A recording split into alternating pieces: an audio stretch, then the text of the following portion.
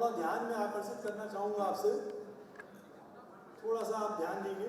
ये जीएसटी के कुछ प्रावधान हैं जिसको आप अगर ध्यान रखेंगे तो ये मान के चलिए कि आपके बिजनेस में जो आपने प्रॉफिट कमाया है वो आपकी जेब में रहेगा, जेब में से बाहर नहीं जाएगा। मैं फिर रिपीट करना चाहूँगा कि हम जब बिजनेस करते हैं वहाँ ग्रॉस प्रॉफिट होता है, ग्रॉस प्रॉफिट में से बहुत सारे खर्चे करके नेट प्रॉफिट होता है। हम समझते हैं कि वो प्रॉफिट हमारी जेब में आ गया है, उसमें से कम नहीं होगा। पर जीएसटी के जो प्रावधान है वो इस तरीके से बनाए गए हैं कि उसको अगर ध्यान नहीं रखा गया तो वो नेट प्रॉफिट से और नेट टू नेट पे जाके वो कन्वर्ट हो सकता है और वो over the period of 5 year तक जा सकता है। तो बहुत छोटे छोटे प्रावधान हैं, उनको ध्यान अगर आप रखेंगे तो आपको निश्चित फायदा होगा। सबसे पहले मैं आपकी एसोसिएशन को धन्यवाद देना चाहूँगा कि उन्होंने मुझे इस कार्य के लिए, आपके उद्बोधन के लिए आमंत्रित करा। तो मुझे बड़ी खुशी है कि आप पूरे हिंदुस्तान से बता रहे हैं। आपका इंदौर में बहुत बहुत स्वागत है।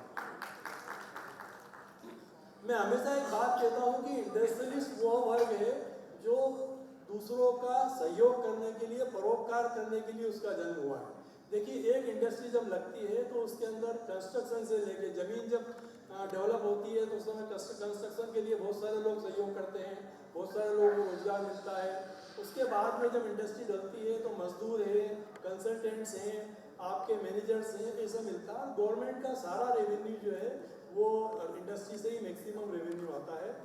जो इंडस्ट्री, जो एग्रीकल्चरिस्ट, जो किसान रहते हैं, जो माल बनाते हैं, इंडस्ट्री अगर उसी एरिया में रहती है तो उनको भी प्रॉपर उसका दाम मिलता है। तो मैं स्वागत करना चाहूँगा, आप सब परोपकारी व्यक्ति हैं, आपका बहुत बहुत स्वागत है सर। Thank you.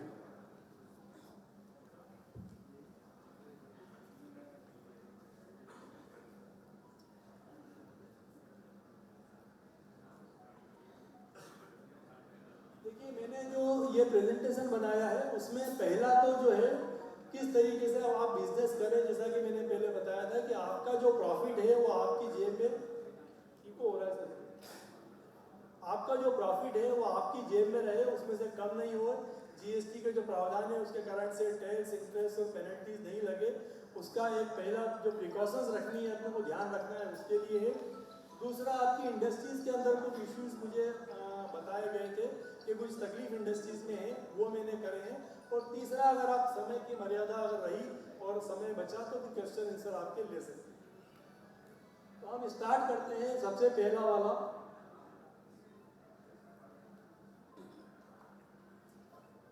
देखिए, इसमें हमने सबसे पहले लिया है कि बिजनेस प्रीमाइसेस का क्या करना है। देखिए, बहुत सारे व्यापारी जो हैं वो वेट में रजिस्टर्ड थे, वेट से रजिस्ट्रेशन के बाद में वो जीएसटी में उनका ट्रांजिशन हुआ है, तो बहुत सारी जानकारी पुरानी है, वो नई हुई नहीं है। देखिए, principal place of business, principal place of business वो कहते हैं जो व्यवसाय का मुख्य स्थान होता है। वह स्थान हमेशा वहाँ होना चाहिए जहाँ पे आप बुक्स ऑफ अकाउंट्स आपकी रखते हो। जहाँ बुक्स ऑफ अकाउंट्स है वही principle of place of business है, भले वो काम फैक्ट्री में होता हो। फैक्ट्री में अगर आपकी बुक्स ऑफ अकाउंट्स नहीं है तो फिर वो प्रिंसिपल प्लेस ऑफ बिजनेस नहीं होगा, वो एडिशनल प्लेस होगा। तो आप हमेशा ये ध्यान रखिए कि आपका जीएसटी में जो भी रजिस्ट्रेशन में एड्रेस दिया गया है वो वही होना चाहिए जहाँ पर आप आपके बुक्स ऑफ अकाउंट्स मेंटेन करते हो। दूसरी होती है एडिशनल प्लेस ऑफ बिजनेस, जिसमें गोडाउन है, फैक्ट्रियाँ हैं, सेल्स ऑफिस हैं, वेयर हाउस है, जहाँ पर आप दूसरी एक्टिविटी करते हैं। देखिए, सबसे बड़ी चीज़ क्या होती है कि आपका गोडाउन अगर प्रॉपरली दर्ज नहीं है और जीएसटी के अंतर्गत कोई माल आपने बुलाया है बाहर से और वो उस गोडाउन में आ रहा है जो कि जीएसटी के रिकॉर्ड पे दर्ज नहीं है, तो असिस्टिंग ऑफिसर या जो भी ऑफिसर होते हैं जो ट्रांजिट में चेकिंग करते हैं वो ये बोल सकते हैं कि साहब ये माल इस जगह क्यों खड़ा है। आप बोलोगे साहब हमारा गोडाउन है इसलिए माल यहाँ पर आया है, और अगर वो गोडाउन दर्ज नहीं है तो हो सकता है वो आपको 129 की सेक्शन है उसमें पेनल्टी लगती है, twice the amount of tax, एक गुना टैक्स और एक गुना पेनल्टी वह लगा सकते हैं। जबकि इसमें आपका कुछ भी गलती नहीं है, केवल इतनी सी गलती है कि हमने ये ध्यान नहीं रखा कि हमारा जो गोडाउन है उसको हमको दर्ज कराना था, वो नहीं हो पाया। फैक्ट्री प्रीमाइसेस आपने दर्ज नहीं कराई है, वहाँ माल आ रहा है जा रहा है तो तकलीफ है। सेल्स ऑफिस और वेयर हाउस नहीं बताया तो तकलीफ है। एक बात थोड़ी सी नेगेटिव पर मैं बोलना चाहूँगा, जब किसी व्यापारी के अनफॉर्चुनेटली कोई सर्च एंड सीजर होता है, व्यापारी के अंदर रेड होती है और किसी ऐसे गोडाउन में माल पाया जाता है जिसकी एंट्री पोर्टल पे नहीं है, जीएसटी के रिकॉर्ड में नहीं है, तो यह मान्य किया जाता है कि उस गोडाउन में भली नंबर 1 का माल हो, यह माना जाता है कि उसको अवैध रूप से आपने स्टोर करके रखा हुआ है और उसमें टैक्स और पेनल्टी की कार्रवाई की जाती है, जो कि बहुत ही हार्श होती है। देखिए, पूरा अगर माल पक्के का है और वो गोडाउन दर्ज नहीं है और उसके कारण से टैक्स और पेनल्टी लगे, तो ये चीज़ें हमको ध्यान रखना चाहिए कि ऐसी स्थिति निर्मित नहीं हो। आप अपने सारे रिकॉर्ड्स बना दीजिए कि हमारे इतने इतने गोडाउन यहाँ यहाँ है, फैक्ट्री यहाँ है, सेल्स ऑफिस यहाँ है, और जीएसटी पोर्टल पे जाके जानकारी निकाल के उससे मैच करके अपने जो भी जीएसटी कंसल्टेंट है उनसे उसको अपडेट करा देंगे, तो आपको बहुत सारी परेशानी नहीं आएगी।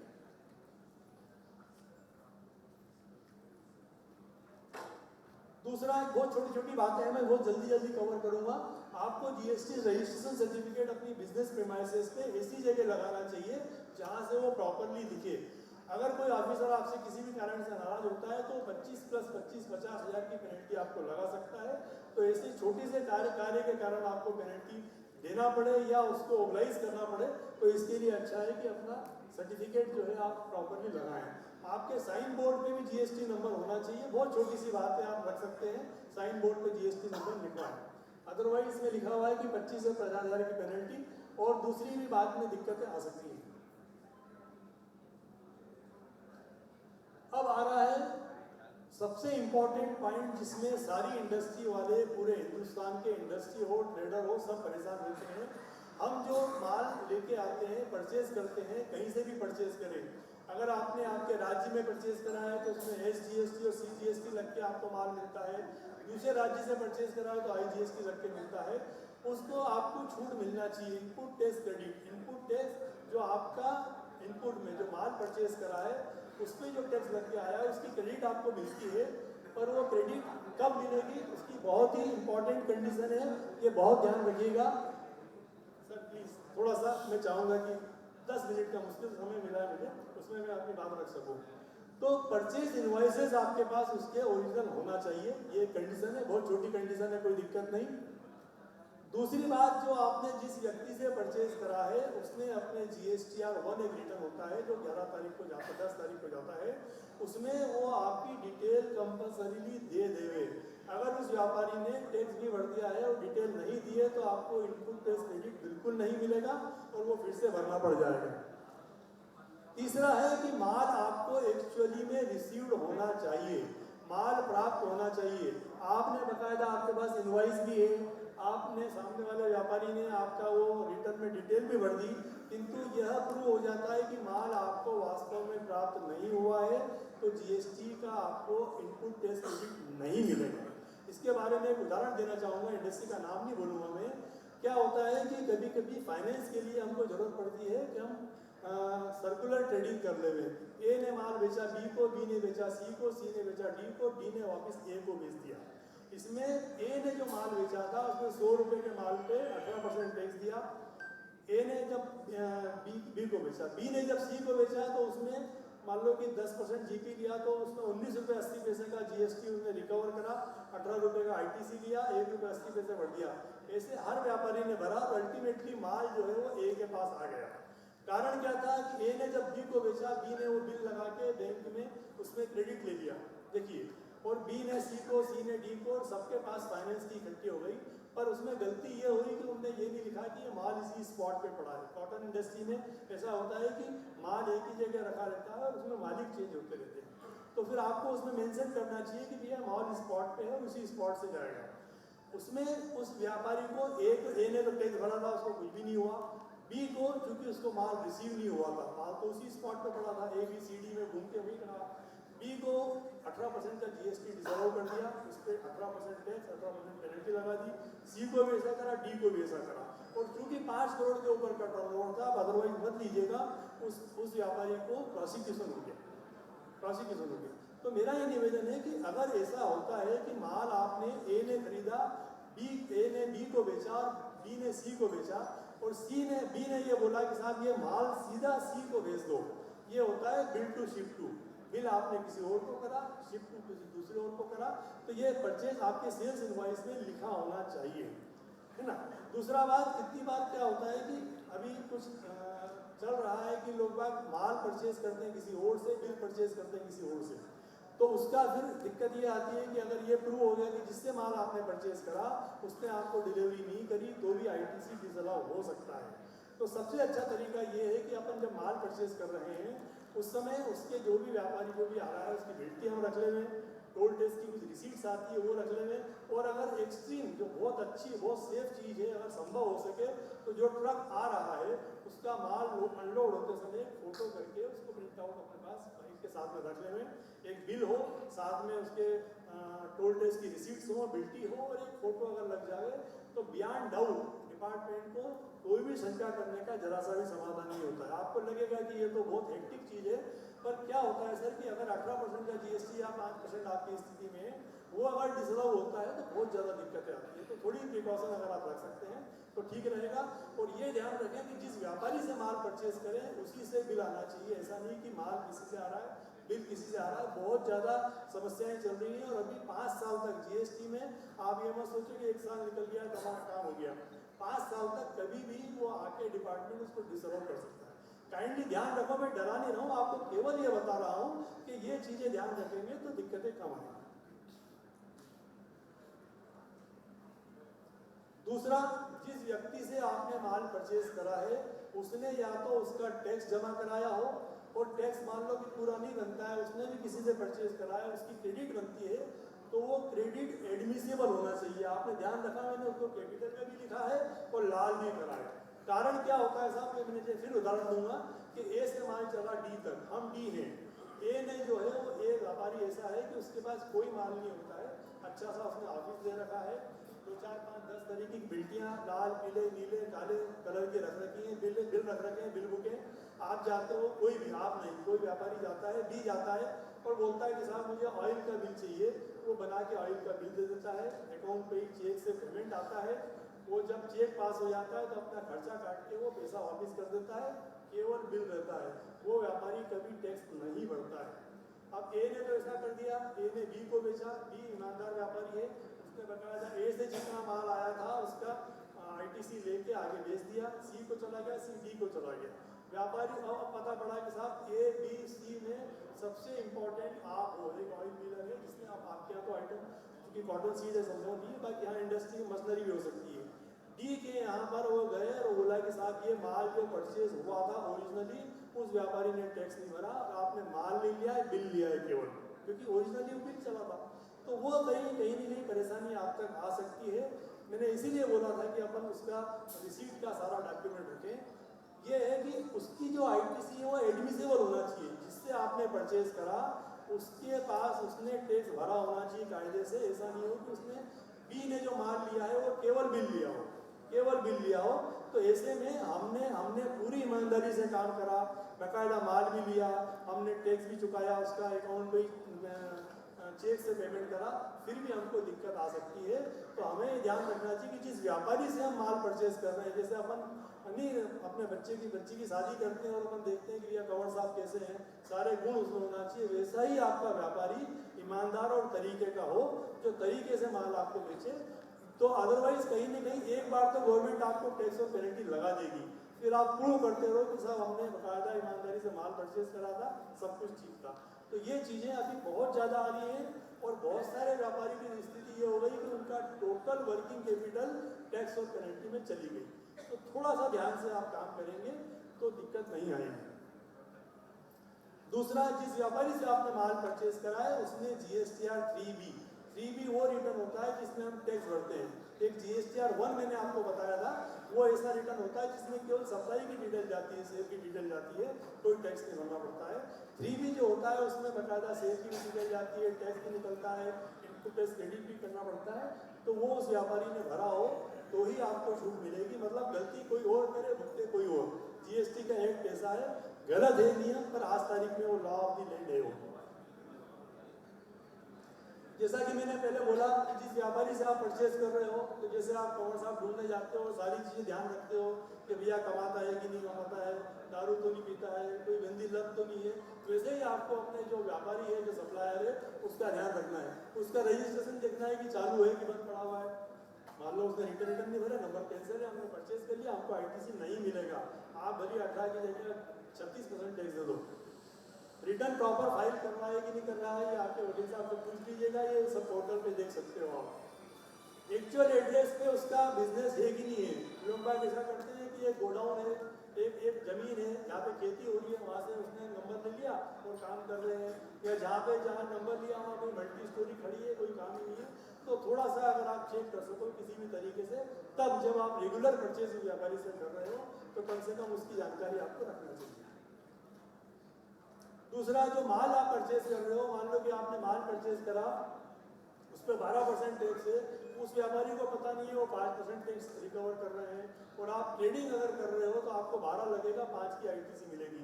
HSN कोड गलत लिखा है, कोई भी तकलीफ आएगी, तो वो भी आप ध्यान रखिएगा।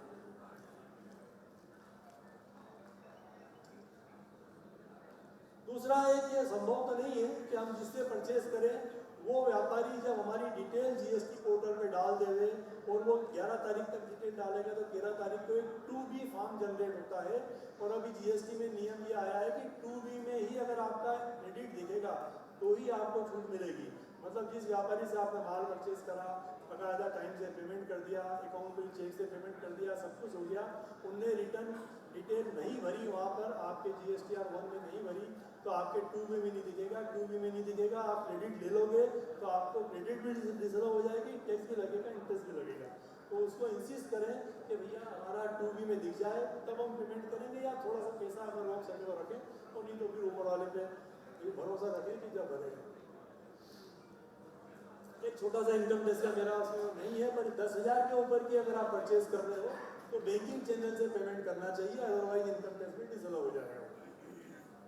डॉक्यूमेंट्री प्रूफ, जैसा मैंने कि पहले बोला कि आप परचेज के सारे डॉक्यूमेंट्री प्रूफ रखोगे तो ITC में दिक्कत नहीं आएगी, पूरे सारे की सारी ऑडिट ट्रेल आप रखें। मेरा निवेदन है कि मैंने ये सारी PPT आपके ऑर्गेनाइजर को दे दी है, और आप चाहें तो इसको आप सारे मेंबर्स को दे सकते हैं, दे भी सकते हैं, और अपने मेंबर कहीं यूज भी कर सकते हैं। मेरा नाम हटा के अपना नाम डाल के करें, नहीं कोई दिक्कत नहीं सर, हमें तो डर भी है कि फायदा आपको। अब ये आता है कि सप्लाई में क्या ध्यान रखना, आपने सेल जो बिल काट रहे हैं उसमें हमारा नाम होना चाहिए, बायर का नाम होना चाहिए, उसका GST number, invoice number, quantity, rate, value, GST कितना रिकवर करा है, GST का नंबर और आइटम, ये सब चीज़ें, इन सब चीज़ों के लिए GST में पेनल्टी के प्रावधान हैं। दो अभी गवर्नमेंट नहीं लगा रहे हैं, पर कहीं आपको कोई भी ऑफिसर परेशान किसी भी पॉइंट ऑफ टाइम पे कर सकता है, तो इट इज़ बेटर कि आप अपना पूरा ध्यान रखें, बिल बनाते समय ये सारे कंटेंट्स में आ जाना चाहिए। टर्नओवर अगर आपका 50 करोड़ के ऊपर है पिछले साल में, तो आपको कंपल्सरीली ई-इनवॉइस बनाना है। ई-इनवॉइस का एक पोर्टल है, वहीं से बिल बनेगा, वो बिल एक बार बनने के बाद अटल हो जाता है, चेंज नहीं होता है, तो ई-इनवॉइस जो है वो बनाना है। ई-वे बिल जैसे आपकी कमोडिटी में तो आई थिंक नहीं ट्रस्टेड सेल का है, पर ई-वे बिल आपको मान लो मशीनरी परचेज कर रहे हैं, 50,000 के ऊपर है, 50 किलोमीटर के दूर जा रही है, तो ई-वे बिल बनाना चाहिए। नहीं बनाए तो 1 गुना टैक्स और 1 गुना पेनल्टी लगाई जा सकती है। इनडायरेक्ट इनकम, ये बहुत महत्वपूर्ण चीज़ है। कितनी बार हम हमारा व्यवसाय का तो ख्याल रखते हैं कि हमारे व्यवसाय में जो सेल परचेज हो रही है उस पर टैक्स भर देते हैं, पर पता पड़ा कि साहब कहीं से रेंट आ रहा है, उस पर हमको GST 18% लगता है, हम नहीं भरते, नॉर्मली छूट जाता है, इग्नोरेंस है, कोई हमारा कोई कारण नहीं है, उसके पीछे छूट जाता है। तो अगर कहीं से आपको रेंट आ रहा है तो काइंडली उसको आप जोड़ें, और बाकायदा जिस आदमी को दे रहे हैं, अगर वो कमर्शियल प्रॉपर्टी है तो 18% का आपको उस पर टैक्स रिकवर करना है और गवर्नमेंट में डिपॉजिट करना है। कहीं ब्रोकरेज की इनकम है उसमें भी 18% टैक्स है, और दूसरी भी कोई ऐसी कमीशन आता है तो ठीक है। दूसरा, ये तो हुआ अपने बिजनेस का।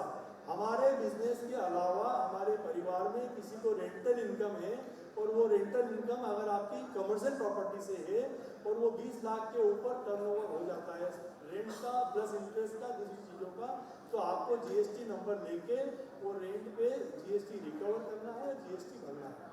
देखिए, अगर आप टाइम से नंबर ले लेंगे तो GST रिकवर कर पाएंगे, और जो GST रिकवर करेंगे सामने वाले को उसका क्रेडिट मिल जाएगा, तो इट इज़ बेटर कि हम उसको रिकवर करके भर देंगे।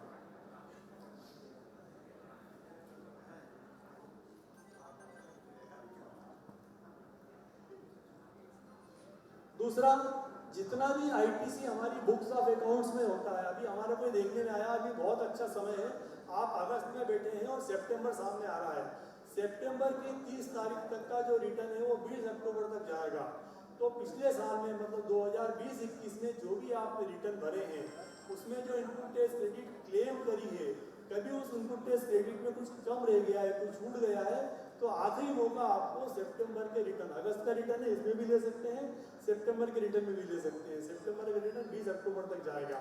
अगर वो क्रेडिट छूट गई है तो जीवन में फिर वो कभी नहीं मिलेगी, वो ड्रेन हो जाएगी, नाली में बह जाएगी। तो हम ऐसी कोशिश करें कि जितना भी GSTR 3B में हमने ITC क्लेम करा है वो आपके बुक्स में देख लेंगे। और 2B जो मैंने फॉर्म बताया कि वो 13 तारीख को आता है, उसमें जितनी भी क्रेडिट आती है वही आपको छूट मिलेगी। दूसरी कोशिश करें कि जिसको भी हमने माल सेल करा है उस व्यापारी को ITC मिल जावे, क्रेडिट मिल जावे हमारे जो टैक्स रिकवर करा है, तो उसके लिए हम 11 तारीख तक रिटर्न भर देंगे, सो दैट उसको सामने वाले के पोर्टल में वो दिखे और वो क्रेडिट ले पाए।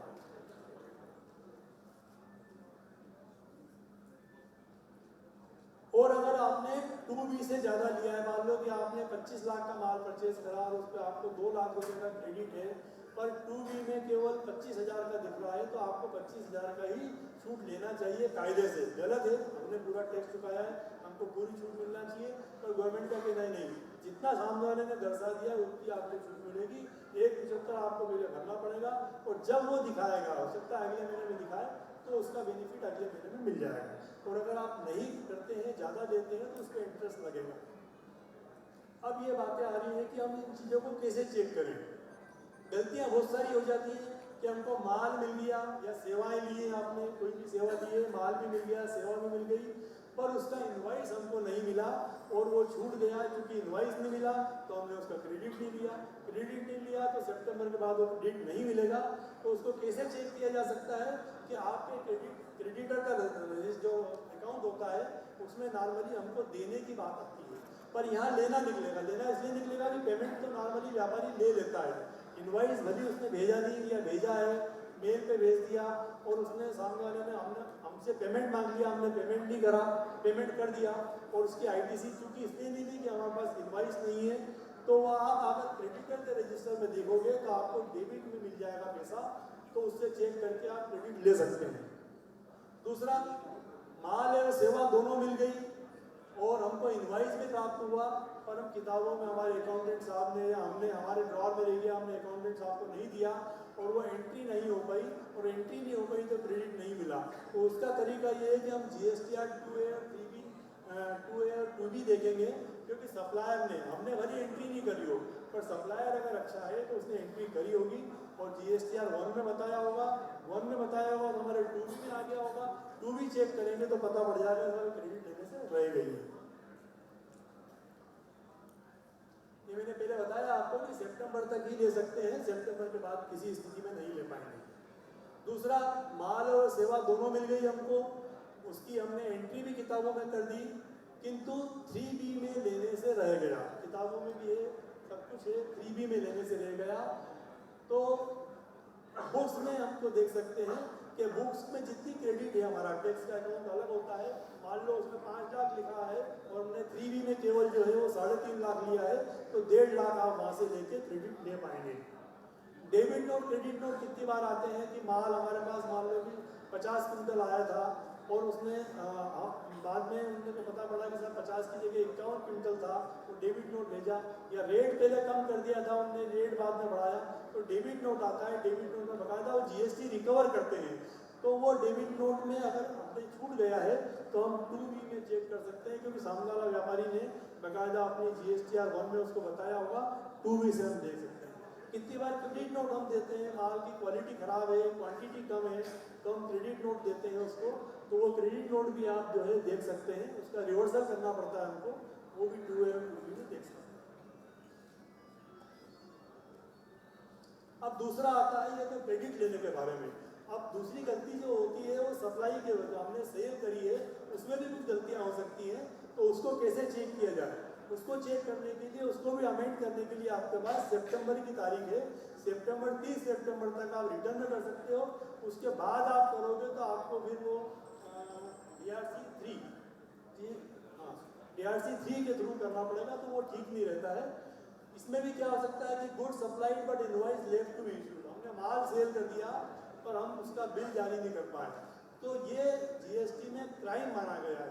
अगर ऐसा कोई हमने माल सेल कर दिया और उसमें बिल जारी नहीं करा और ऐसे बिल जारी नहीं करे हुए का फिगर 5 करोड़ के ऊपर आता है तो प्रोसिक्यूशन की भी स्थिति बन सकती है। तो हम ये ध्यान रखें कि जो भी माल हमने सेल करा है पक्के में, कच्चे की बात नहीं कर रहा हूँ मैं, तो उसके अंदर उसका बिल टाइम से इश्यू हो जाना चाहिए। उसको कैसे चेक करें साहब, कैसे पता पड़ेगा? तो अगर हमने कोई गेट पास का सिस्टम रखा हुआ है या आउटवर्ड रजिस्टर रखा हुआ है उससे हम चेक कर सकते हैं।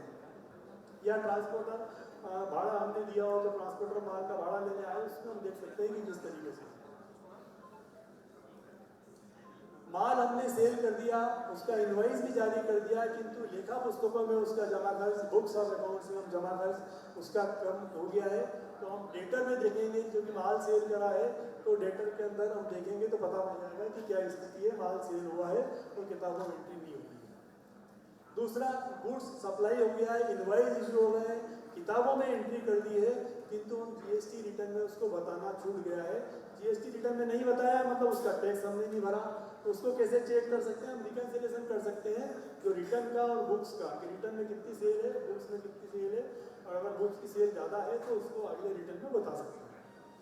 डेबिट नोट, क्रेडिट नोट जो हम जारी करते हैं उसको भी सितंबर की 30 तारीख तक, अगले महीने की 30 तारीख का जो रिटर्न अक्टूबर में जाएगा उसमें आपको बताना जरूरी है। एक सर बहुत ही खतरनाक प्रावधान गवर्नमेंट ने लाया है, एक बहुत ही खतरनाक प्रावधान लाए हैं कि अगर आप कुछ, मैं आगे बताऊंगा कि कुछ गलतियां आपसे होती है तो डिपार्टमेंट आपका रजिस्ट्रेशन कैंसिल कर सकता है। छोटी छोटी बातों में कैंसिल करने के प्रावधान उन्होंने दिए हैं, बड़े ही बहुत ही ज़्यादा खतरनाक प्रावधान है। मैं चाहूँगा कि मैं आपको एक राइटअप बना के दूंगा तो आप ये कम से कम पहुँचाएँ फाइनेंस मिनिस्टर तक कि ये इतने छोटे छोटे कारणों से अगर आप नंबर कैंसिल करेंगे तो व्यापारी व्यापार कैसे करेंगे। वैसे ही मेरे ख्याल से 25-26 डिपार्टमेंट आपके लगते हैं, आप कैसे डील करते हो, और ये इतने खतरनाक प्रावधान है। तो कम से कम हम ये ट्राई करें कि आपकी ऑल इंडिया लेवल की संस्था है तो अपन कुछ सजेशन उनको दे दें कि साहब ये चीज़ें जो है आप ठीक करें, तो ऐसे छोटे छोटे कारणों से नंबर कैंसिल करेंगे तो व्यापार कैसे करेंगे।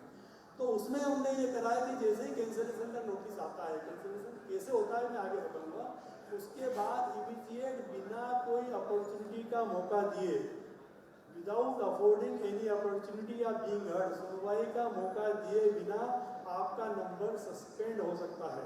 अभी इंदौर में शुरू हुआ है, धीरे धीरे पूरा मतलब यूपी में इंदौर में शुरू हुआ है, बाकी जगह भी पता नहीं क्या है।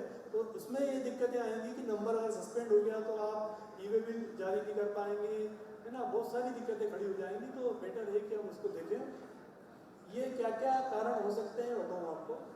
ये मैंने आपको बताया कि बिना नोटिस दिए आपका नंबर सस्पेंड हो जाएगा, है ना, और वो जो जिस कारण से नोटिस दिया है उसका कंप्लायंस नहीं करा तो नंबर कैंसिल हो जाएगा। ये कैंसिल रीस्टोर भी हो सकता है या अपील करना हो सकती है, उस समय बिजनेस बंद रहेगा तो बहुत बैडली इफेक्ट बिजनेस होता है। क्या क्या कारण है?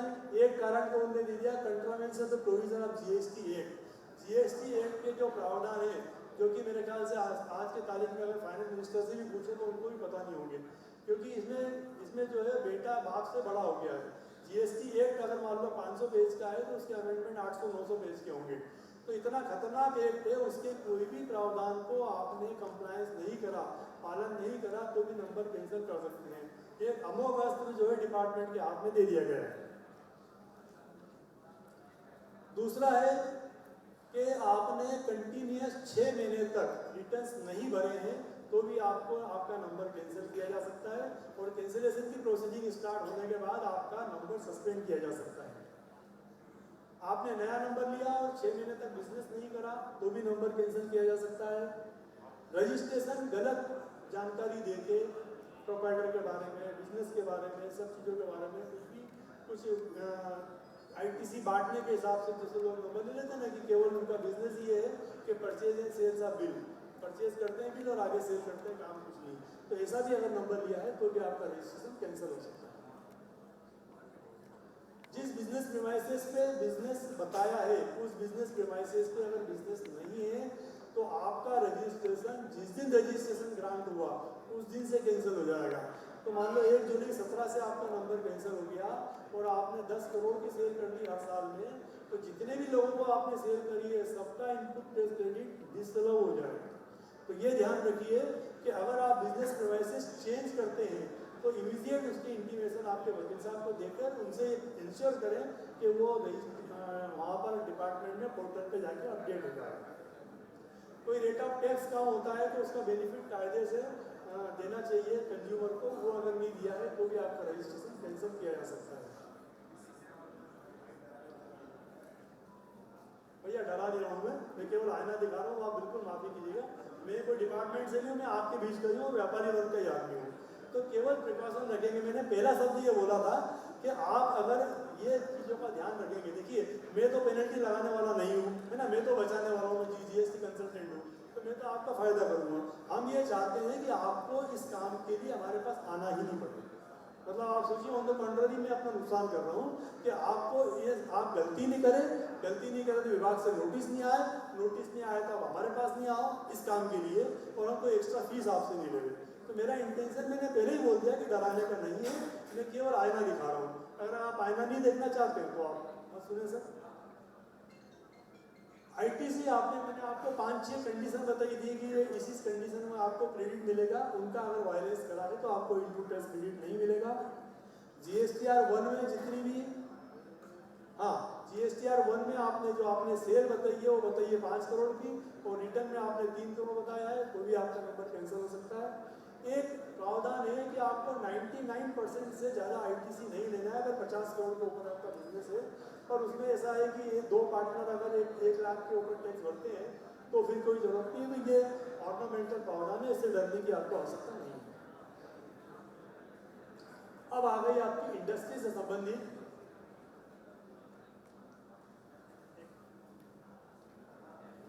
मैंने अभी सकलेजा साहब से भी यह निवेदन करा था कि चूंकि आपकी इंडस्ट्री के अंदर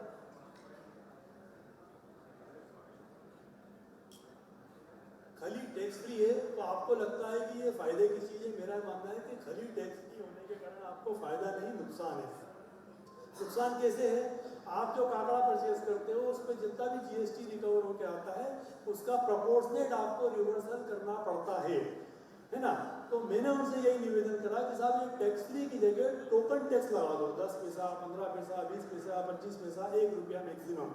तो अगर वो लगा देते हैं तो आपको जितना भी आप काकड़ा परचेज कर रहे हो उस पर आपको पूरा आईटीसी मिलेगा। वो छोटी बात है, बड़ी है कि आपने मान लो कि 1 करोड़ की कोई परचेज करी है मशीनरी, उस पर आपको पूरा इनपुट टैक्स क्रेडिट मिल जाएगा। आपने आरसीए में भाड़ा दिया है और उस पर रिवर्स चार्ज मैकेनिज्म, मतलब क्या होता है कि साहब यहाँ पर उसी को पकड़ा जाता है जो सक्षम है।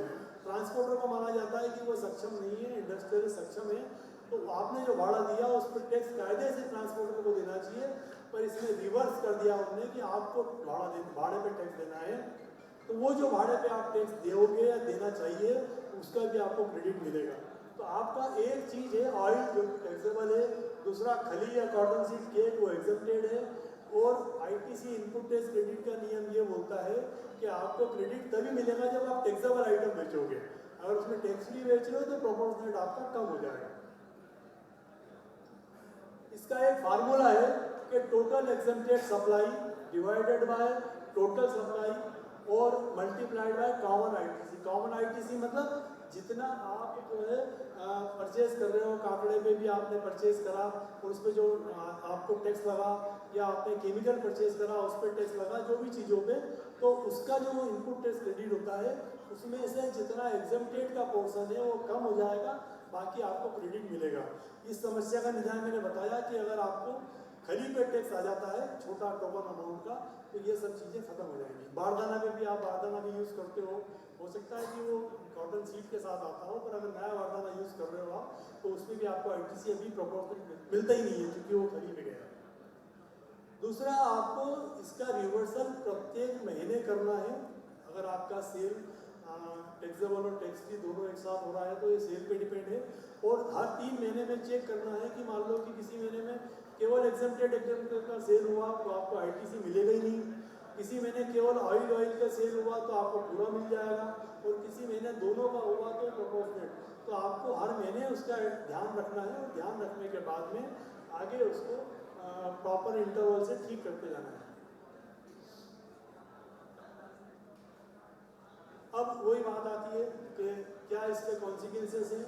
अगर आपने रिवर्सल नहीं करा है तो गवर्नमेंट आपको रिवर्स करेगी, उस पर इंटरेस्ट लगाएगी और उस पर पेनल्टी लगाएगी।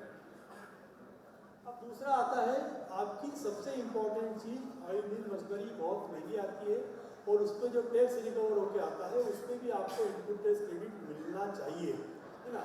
तो जितना भी आपको मशीनरी आती है, ध्यान रखिए कि जब इनकम टैक्स का आप रिटर्न भर रहे हैं तो उसके अंदर जो मान लो कि 1 लाख की मशीनरी है, 18,000 रुपये उसमें जीएसटी रिकवर हुआ है, तो आप जो है डेप्रीसिएशन केवल 1 लाख पे ले हुए, 18,000 को आप अलग रखें। अगर आपने 1,18,000 पे डेप्रीसिएशन ले लिया तो आपको इनपुट टैक्स क्रेडिट उस मशीनरी पे नहीं मिलेगा।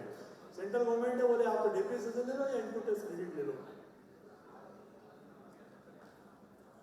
अगर मान लो कि कोई ऐसी एक्टिविटी है, मान लो कि आपने टीवी परचेज कर लिया, एसी परचेज कर लिया और वो बिजनेस में यूज नहीं हो रहा है, बिजनेस के नाम से ले लिया और नॉन बिजनेस में हो रहा है, तो फिर आपको उसकी आईटीसी नहीं मिलेगी।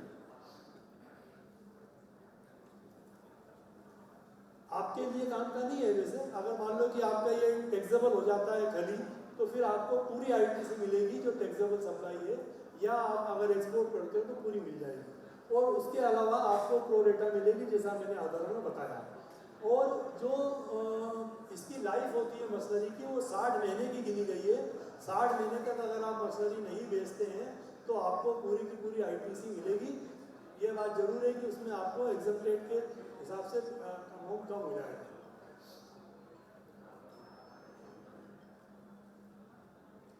जो भी कॉमन क्रेडिट होती है, जो पूरी क्रेडिट आती है मशीनरी पे, वो पहले तो आपके पूरे जो क्रेडिट लेजर है उसमें चली जाएगी और उसके बाद में जो रिवर्सल करना पड़ेगा आपको, रिवर्सल का फार्मूला आगे मैं बता रहा हूँ, वो रिवर्सल होता रहेगा। ये देखिए एक छोटा सा उदाहरण मैंने दिया है। मान लो 1,80,000 की आप मशीनरी परचेज करते हैं तो उसकी 60 महीने की उसकी उम्र मानी गई है। 60 का भाग देके 3,000 रुपये आपको क्रेडिट मिलना है। ये पर मंथ की क्रेडिट हो गई। अब क्या हुआ कि हमको हमारा चूंकि एक आइटम एग्जम्प्टेड है, हम खली बनाने में भी उस मशीनरी को उपयोग में ले रहे हैं, तो इसमें वही फार्मूला आ गया एग्जम्प्टेड सप्लाई। उसको हम भाग देंगे टोटल सप्लाई का, जो दूसरी खली और तेल दोनों मिला के है, जैसे 3,000 रुपये को उससे डिवाइड करेंगे तो ये 857 रुपये आपका आता है, जो कि आपको खली के कारण कम करना पड़ रहा है। तो 857 रुपया प्रत्येक महीने हम कम करते रहेंगे। मैंने बताया कि आपकी एग्जम्प्टेड सप्लाई 4 लाख की है, टैक्सेबल सप्लाई 10 लाख की है, 14 लाख की टोटल सप्लाई हो गई। तो 4 lakh divided by 14 multiplied by 3,000, ऐसे 857 रुपये आ गए। ये आपको हर महीने लगातार कम करती रहना पड़ेगा, हर महीने रिवर्सल करना पड़ेगा। ये 1,80,000 आपके क्रेडिट लेजर में चले गए, 857 कम होके 179 आपके फाइनली क्रेडिट में आ गए। तो ये सारी चीज़ें हैं, थोड़ी सी हो सकता है कि आपको भारी लगे। ये मैंने पूरा प्रेजेंटेशन आपके ऑर्गेनाइजर को दे दिया है, आप उसको अच्छी तरह देख सकेंगे। मैंने मेरा ईमेल आईडी भी दिया है, फ़ोन नंबर थोड़ा कठिन होता है, ईमेल आईडी दिया है। आपकी कोई समस्या हो तो आपकी संस्था के माध्यम से अगर रेफरेंस में कोई क्वेश्चन आते हैं तो मैं तैयार हूँ। अब दूसरा आता है सबसे आपकी इंडस्ट्री का सबसे कच्चा पॉइंट जो है, दुखती रग है, वो RCM, reverse charge mechanism. Reverse charge mechanism में क्या है सर कि जो जितना ट्रांसपोर्टर को आप भाड़ा देते हैं, खास करके हम भाड़े की बात करेंगे यहाँ पर, उसमें आपको आरसीएम भरना है। पर क्या हो रहा है इंडस्ट्री में, अभी बहुत सारे लोग ये मान के चल रहे हैं कि हमारा कॉटन सीड्स जो है वो एग्रीकल्चर प्रोड्यूस है। मुझे संस्था के द्वारा बोला गया था कि इस पर भी मैं इस पॉइंट को टच करूँ, पर मेरे हिसाब से जो आपका कॉटन सीड है, काकड़ा है, वो एग्रीकल्चर प्रोड्यूस जीएसटी के हिसाब से नहीं है। वो भले एग्रीकल्चर प्रोड्यूस हो सकता हो, पर जीएसटी की डेफिनेशन जो है उसके हिसाब से वो एग्रीकल्चर प्रोड्यूस नहीं है। और इसमें आपको किसी भी परिस्थिति में रिवर्स चार्ज मैकेनिज्म में टैक्स भरना चाहिए। अब वो बात अलग है कि आप भर रहे हैं और वो नाली में जा रहा है, ड्रेन हो रहा है, उसका फायदा आपको नहीं मिल रहा है, क्योंकि आपको केवल ऑयल पे फायदा मिल रहा है। और अगर आप ये नहीं भरेंगे तो इन over the period of time आपको इस पर टैक्स, इंटरेस्ट और पेनल्टी की लायबिलिटी आ सकती है। क्यों नहीं है? एग्रीकल्चर प्रोड्यूस की डेफिनेशन मैंने यहाँ रिप्रोड्यूस करी है। ये डेफिनेशन जो है नोटिफिकेशन नंबर 11/2017 रेट का 12, इसके अंदर साफ साफ दिया हुआ 18/6/2017 का है। वो इस तरीके से बोलता है में पूरा पढ़ देता हूँ। Agriculture produce means any produce out of cultivation of plant. जो अपन फसल काटते हैं उसमें वो रॉ मटेरियल के रूप में उपयोग में हो, और which either no further processing is done. ये सबसे इंपॉर्टेंट पॉइंट है, उसमें फर्दर प्रोसेसिंग कुछ भी नहीं होना चाहिए। आपके में बाकायदा वो विनोदा आता है, क्या आता है, वो जाता है फैक्ट्री में, जिनिंग फैक्ट्री में, जिनिंग में उसमें रुई अलग होती है, कॉटन सीड अलग होती है। तो ये आपको सीधी कॉटन सीड वहीं पे मिल जाए खेत में, और खेत से आपके पास आ जाए, वो स्थिति है नहीं। और रुई भी होती है उसमें, कॉटन सीड भी होती है। फैक्ट्री में जाके, जिनिंग में जाके कॉटन सीड अलग होता है, रुई अलग होती है, और उसी के बाद में आप उसको क्रश करते हैं, है ना। इसमें साफ साफ लिखा on which either no processing is done और such processing is done is usually done by the cultivator. जो किसान के द्वारा वहीं खेत में की जाती है। जैसे आपको उदाहरण दूं मैं गेहूं का, गेहूं में वाली निकलती है, वाली के बाद में उसको थ्रेसिंग होती है, शुक्ला आई थिंक बोलते हैं, शुक्ला अलग हो जाता है और गेहूं अलग हो जाता है। तो ये प्रोसेसिंग को उसमें एग्रीकल्चर में जो किसान करता है उसको माना गया है, पर आपके केस में वो किसी भी स्थिति में नहीं है। और उसमें उसका एसेंशियल कैरेक्टरिस्टिक चेंज नहीं होना चाहिए। आपके यहाँ तो वो आया, उसके अंदर से रुई अलग हो गई, काकड़ा अलग हो गया, तो वो स्थिति बिल्कुल अलग हो गई है। तो आप बिल्कुल दिमाग में से निकाल दीजिए कि आपका काकड़ा जो है वो एग्रीकल्चर प्रोड्यूस है, वो किसी भी परिस्थिति में एग्रीकल्चर प्रोड्यूस नहीं है जीएसटी एक्ट के हिसाब से। वैसे एग्रीकल्चर प्रोड्यूस हो सकता है। तो मेरा यही निवेदन है कि अगर आप इस पर नहीं भर रहे हैं तो इसको भरना स्टार्ट। चलिए, अब इसके बाद आपके कोई क्वेश्चन हो तो आप आमंत्रित हैं। आपने इतने ध्यान से मुझे सुना, आपने बुलाया, उसके लिए बहुत बहुत धन्यवाद। Thank you very much. Thank you.